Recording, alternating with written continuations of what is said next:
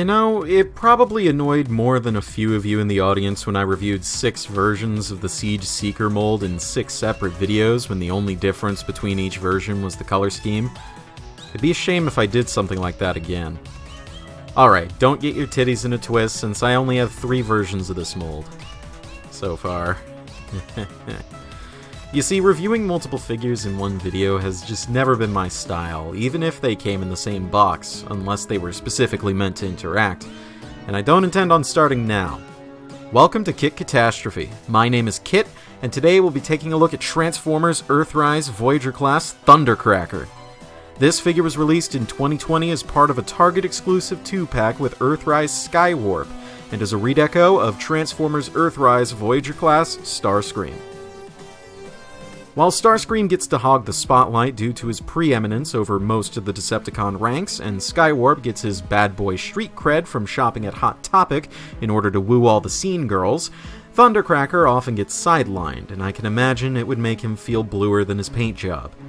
Yes, it's not a surprise to anyone that Thundercracker's jet mode is just Starscream but blue. It's been his shtick since day one. Luckily for all of you, Thundercracker is the only Seeker of whom I have not only the Siege and Earthrise versions, but the original Generations iteration as well. Put side by side, it's obvious that Earthrise Thundercracker has chosen to stick with the Caribbean seafoam blue of the Siege figure, instead of the much darker pigment used on Generations Thundercracker, which I think is being reserved for Dirge from now on. Not that I'd know anything about Earthrise Dirge or anything. Even so, I've noticed that Earthrise Thundercracker's blue retains the same matte finish of Starscream, while Siege Thundercracker has a glossy finish. The only major paint difference between Thundercracker and Starscream in this mode is the lack of stripes on the rear fins, something which can be easily fixed if you know where to look. At least the black plastic used for the fins stands out really sharply and breaks up the color scheme enough, as does the silver paint on the forward intakes. The stripes on the wings seem a little under-applied, sadly, as the blue plastic underneath still seeps through the red and white. From afar, it's not as much of an issue, but up close it looks really ugly. At least the Decepticon symbols are nice and crisp, even if the purple tends to get lost in all of the blue. One thing I didn't mention in my Starscream review is that it really sucks that this jet doesn't have any landing gear to speak of, so unless you have a flight stand, you're stuck resting Thundercracker on his painted chest. My copy already has chips. Thundercracker's transformation is the exact same as that of Starscream, meaning it's a modified version of that of the original classic Seeker mold. The tabs locking the wings in place are just as temperamental to work with as on Starscream, but I've been able to figure out the specific pressures to use on the components. Basically, you have to ever so slightly pull on the wings, not enough to remove them from their mushroom swivels, but enough to make it easier to untab. I've also figured out that the best way to separate the shoulders from the chest is by squeezing the shoulders so that their own locking tabs are able to move past the chest piece. This is probably the best way to transform this mold for the long term, as it won't be making any stress marks. That being said, there's nothing about Thundercracker that makes him any better or worse to transform, as the tolerances are all pretty nice. It kinda sucks that Thundercracker is basically a nobody, considering how striking his color scheme is. Sure, he's no superstar like that jackass Skywarp, but it doesn't take too many brain cells to figure out why the team leader, and one of the most famous Transformers ever, has the most boring color scheme of the bunch. That means that poor old Thundercracker is left off to the sidelines and given the same general fanfare as people like Dirge. This shouldn't be much of a problem if you're a person who has a penchant for Decepticon crowd fillers comme moi, because Thundercracker very much fits the bill as a henchman with his black boots and gloves that go all the way up to his elbow. Though I suppose he could do with some breaking up of these massive swaths of solid color, I feel the overall balance is really pleasing to the eye. Black, silver, and oceanic blue go together really nicely.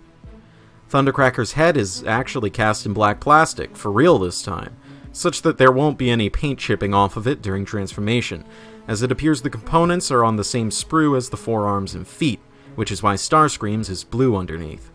Sadly, Thundercracker is the only Seeker out of the trio who didn't waste paint budget on the helmet, but my copy of Skywarp hasn't had any chipping, yet. Now, considering that Thundercracker is a direct redeco of Starscream, it's no wonder that he has the exact same articulation as the Seeker Elite. His head is on a ball joint with a very expressive range of motion, moving all the way around with a sizable nod up and down, and even a quite characterful tilt. The shoulders are on a simple swivel that allow them to move forward and backwards until they hit the wings, and move outwards 90 degrees. The wings are actually on joints that allow them to fold backwards in case you want to move the arms backwards. This is a sort of improvement on the original 2006 Classics mold, which was very limited in this regard.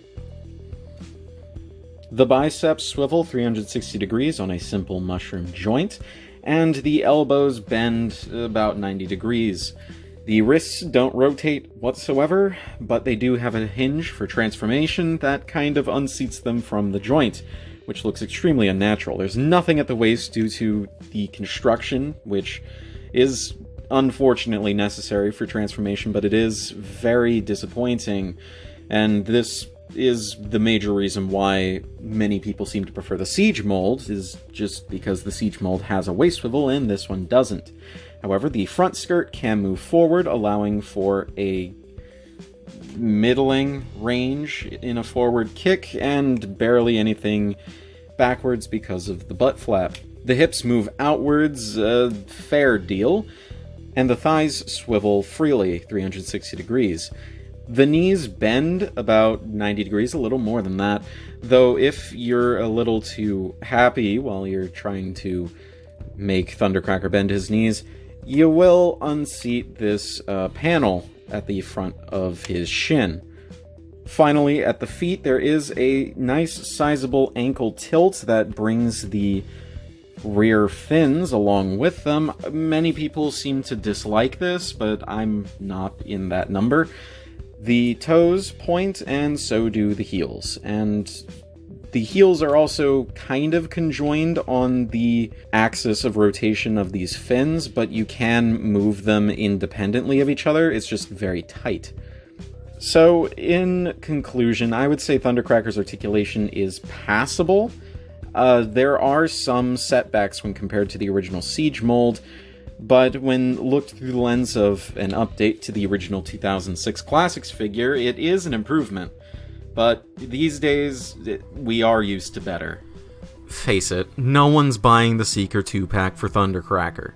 Sure, some people may say they are, but we all know that everyone who's interested is really in it for Skywarp, and to complete the trio. That said, I think Thundercracker is a pretty stellar redeco in his own right, with a really nice color balance and an underrated color scheme. As a standalone figure, Thundercracker's pretty alright. While he's structurally and tactilely identical to Starscream, he does feature a very, very minor improvement in that his helmet won't end up looking funny in 5 years. In short, Earthrise Thundercracker is a serviceable Seeker, and just like Starscream, gets the rank of lovely. If you liked this video or otherwise found it helpful or informative, then please subscribe for more reviews like this in the future, and feel free to suggest topics for future reviews in the comments. When we return, I'll be taking my first foray into third-party figures in a very long time. This has been Kit Katastrophe. Transform and roll out.